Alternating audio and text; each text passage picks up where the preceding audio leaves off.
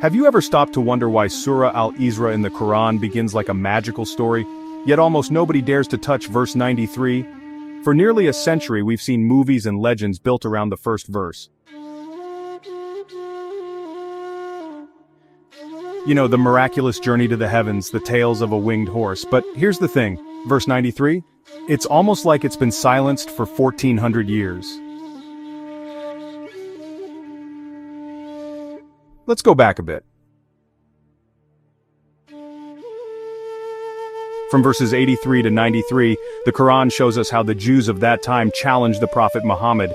They demanded the impossible, miracles no human could ever perform. In verse 93 they say, you should have a house made of gold, or you should soar into the sky, and even then bring down a book we can touch with our hands, only then will we believe. But the answer from Allah is striking. He says, Subhan is my Rabb. What am I but a human with a Rasul function? In other words, it didn't happen, and it's not going to happen.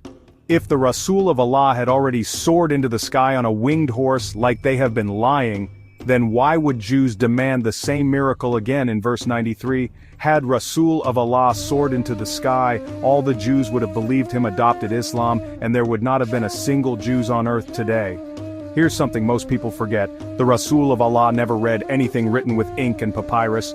He read the entire Quran, revealed to his consciousness in a single moment, the night of power.